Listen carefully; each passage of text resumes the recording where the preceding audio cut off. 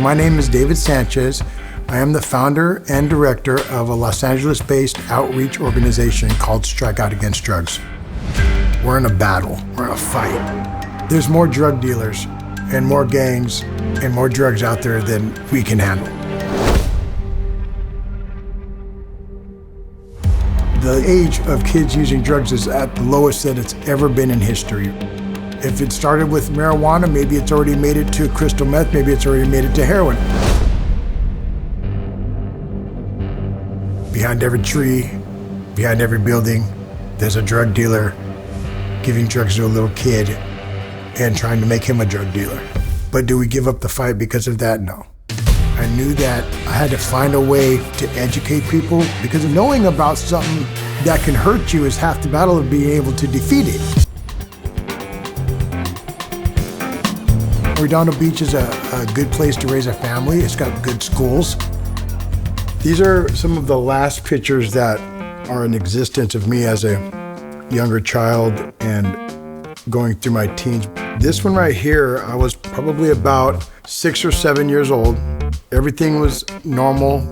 Life was good. The second one is a picture of me and my brother Jimmy.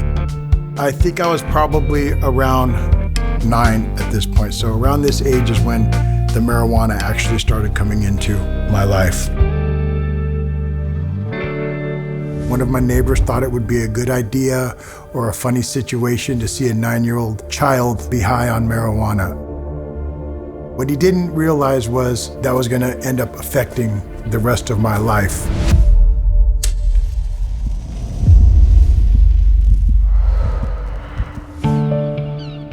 We are here in Redondo Beach, the city that I was born and raised in. This is the corner of Matthews and Vale.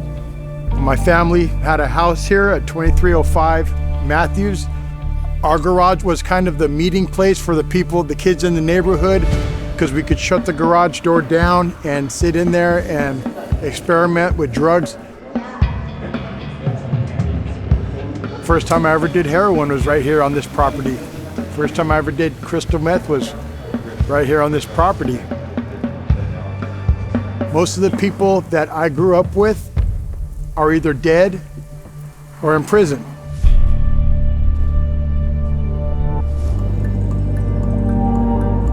By the time I was 15 years old, I had already gone through the gauntlet, pretty much everything you could possibly think of. I just kept going and going and going farther and farther into my addiction, into doing crimes on the streets.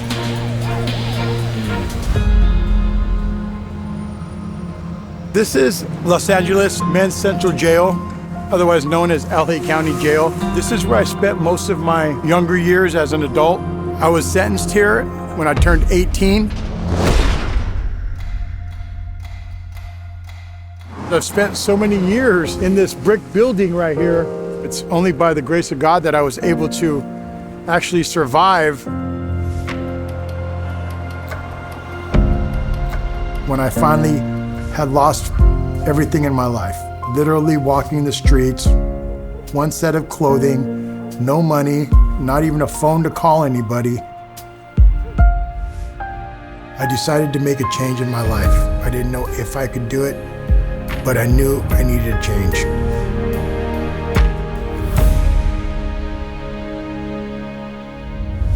When I finally got sober, I started realizing that we need more people to reach out and try to help the situation. Because if we just ignore it, it's not gonna go away.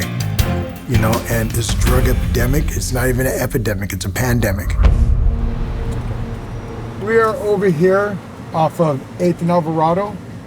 This area right here, this whole area right here is, you know, gang infested.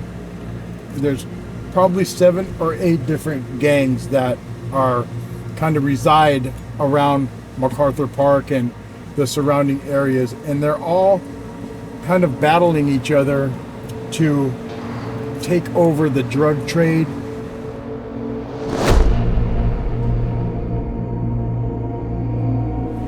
A lot of shootings go on around here. Right here on this corner, we witnessed a guy get murdered and shot. He laid there for 2 hours before the police showed up because everybody in this neighborhood is afraid to be the ones that called the police because they don't want no type of retaliation. Just drive up and down the streets is very dangerous because they don't know this car, they don't know who I am, and if they don't know you, there's a good chance that they're gonna wanna find out who you are. So we're gonna drive up out of here.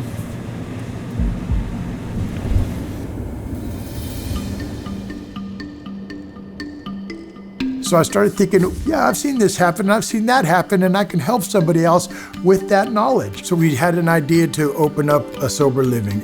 Me, my brother, and one of our other people that I worked with. We're here at the Beacon of Hope. We are a transitional sober living. We bring people here that are still working on their sobriety, and we give them the kind of tools that they need to become productive citizens out in our community. We're the largest single address sober living in all Los Angeles. This is where we have the majority of the rooms. The purpose of housing people here is to help them move forward, give them a new start, and help them on their way to become successful. It's important to have them out here doing stuff because it gives them a sense of responsibility as well as going out, finding employment. So this helps them orientate themselves to getting back into the workforce, getting used to working again. I met a girl and she introduced me to methamphetamine, and then it kind of progressed into staying up for 2-3 days at a time. It just kind of spiraled out of control. Working with David has been spiritually, emotionally, and physically beneficial to me. It takes a lot of heart for someone to start an organization like this. But I felt like I needed to do more. Something was telling me, you need to do more, David. You are helping all these people, these adults, and I'm talking to them and I'm figuring out that most started when they were kids. So I knew that I wanted to do something with the younger generation. And that's when I decided to create Strike Out Against Drugs.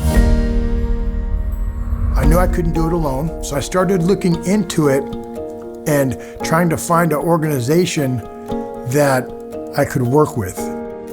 But there was a lot of organizations that didn't want to work with me because of who I was. That because of my past and because of my record, parents would never let me in front of kids, and they didn't want to ruin their reputation by allowing me to be part of what they were doing.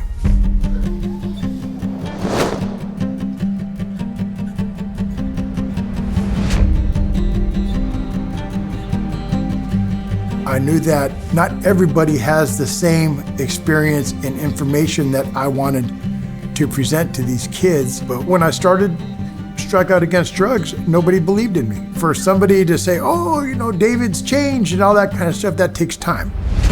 I remember sitting in the back on the top deck of my house and looking down and seeing the school kids walking up the alley. This alley is a known alley for drug dealing, for gang activity. The police are here all the time. The shoes on the power lines indicates that there's drugs being sold.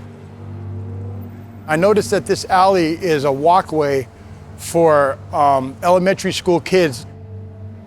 They were stepping over people that were sleeping on the ground. There was syringes on the ground, there was pipes on the ground, there was beer bottles on the ground, all this stuff. And I started thinking, wow, you know, these kids are actually gonna grow up to think that this type of lifestyle is acceptable.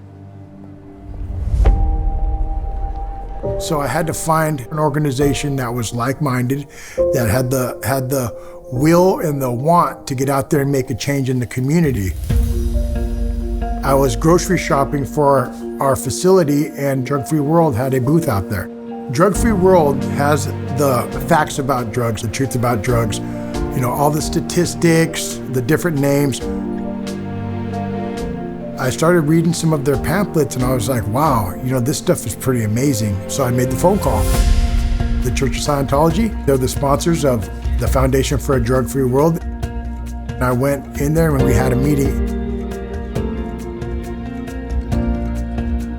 And right away, we knew that we were going to end up doing some wonderful things in the community. They send me hundreds of boxes, and they've never asked me for a dime. Everything is free. And then I started working with Drug Free World. We went and we did our first presentation. We're here in Sunland. We've been invited to come here and do a drug presentation for the kids here at this school. There should be around 60 or 70 kids. You know, we're gonna give them our information and give them our material. So here we are, and let's go get them. Drugs is a simple way of masking that problem. It's kind of like putting a Band-Aid on something, but the sore never goes away. The smart thing to do is educate yourself. What's a good reason to know what the truth about drugs is? So you can't become the adverse effect of them, so you can help other people either get off or not start. Good.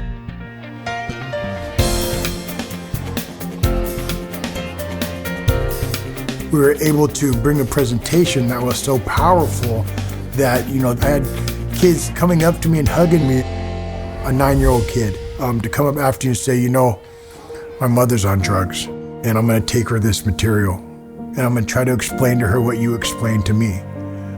That's the most touching thing that can ever happen. You've just changed somebody's life. Working with Drug Free World, we were able to start getting into other schools. And then it kind of just went by, oh, we heard about your program, can you come over here? I usually take people from my facility to come and speak.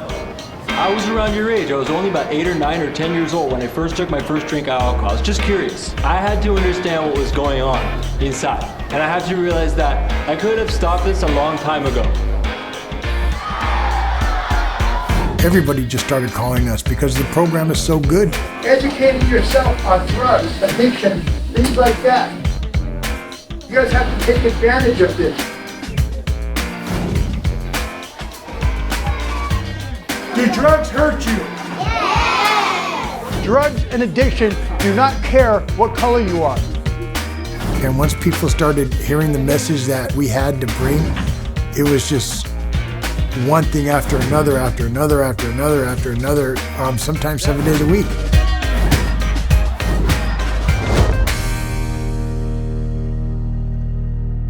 With David showing how he took drugs from when he was little and like how it affected him, it shows what would actually happen like now, like what situations you could actually get into. Drugs can ruin your life, your mental health, and your future. Now that I know the truth about drugs, I can tell people, I can warn people, and I know I'm not gonna do it. You don't want to end up like the people in the streets that only want money for drugs and don't know what they're doing. I just know what decisions that I'm gonna make, and it's not to do drugs. David is going around and sharing and educating us so that we can help our students and so that we can save lives.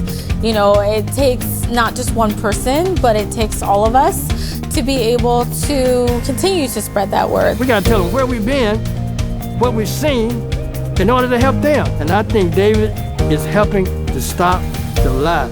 And we are helping to tell the truth about drug abuse. Then I thought to myself, okay, how can we get this material out there? More than just doing presentations, more than being in schools. How can we start to actually get this stuff on the streets? You don't gotta lose your life to live one. You don't gotta prove yourself to give one. So every weekend, if I wasn't doing some special event, I was out there on the streets of Los Angeles giving out this material. Everywhere I went, I mean, you can walk out to my car right now, my trunk is full to the brim of material because anywhere I go, I just give it out.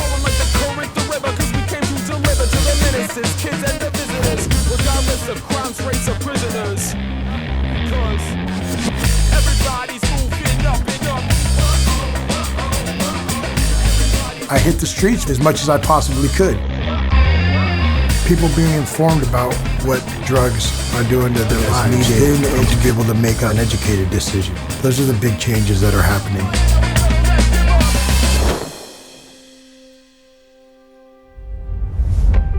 But I'm always coming up with different stuff to keep on getting our message to as many people as we possibly can. Always looking to take that next step.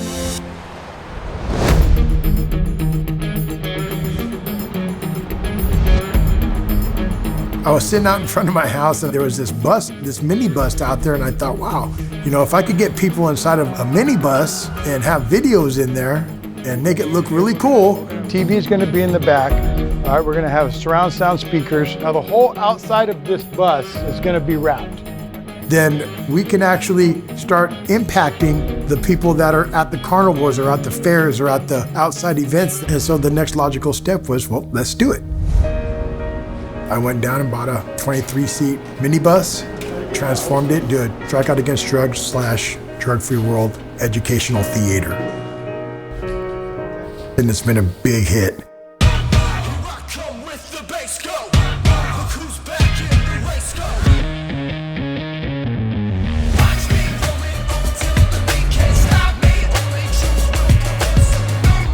This is the Mobile Drug Prevention Theater. Let me show you inside.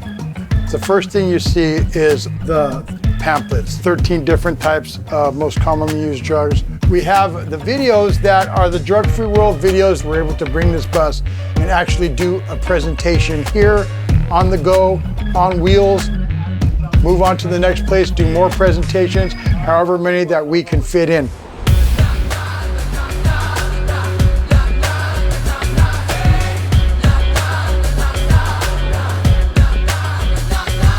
Promise not to do drugs, so everybody promises, right? Okay. One event, we had over 200 kids inside the bus, and we had parents in there that wouldn't come out. They just sat in there and watched every video. We were like, well, okay, it's time for us to go. You guys got to come out.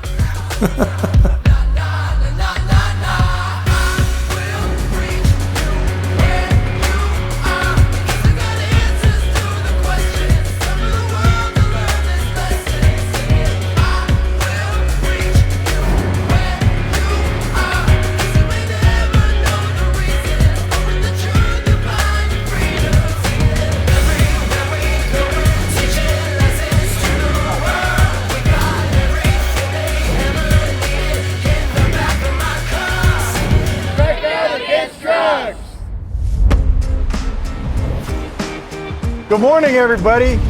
So today we are in the Mobile Drug Prevention Theater going up the 2 freeway on our way to Tujunga to be in this parade that's happening on Foothill Boulevard. We've got tons and tons of booklets to hand out. I got some guys from my facility representing Strikeout Against Drugs. We got volunteers from Drug-Free World that are gonna be out there. We're just gonna get out there and get as much as our educational material that we can to the people that are on the sides of the streets watching the parade.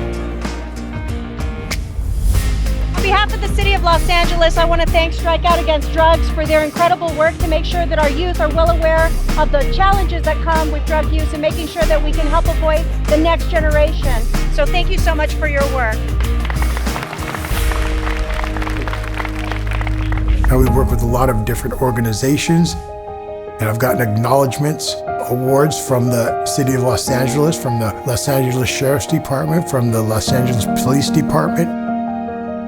So I hope I'm making not only an impact to the kids, but an impact for people to understand that people do change and people can make their lives better if they put their minds to it.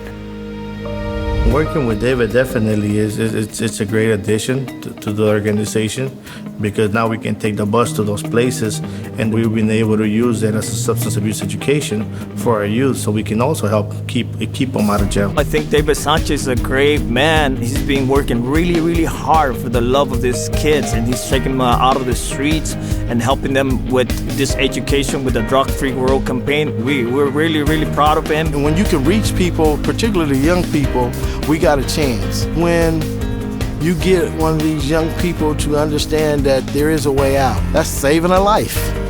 You know, that's what we're supposed to be here, to serve the people, to help save a life. I get to take what I do today and I get to change lives. And you know, I'm proud to be part of an organization that supports me, that cares about me, that wants to see me succeed, which is the foundation for a drug-free world.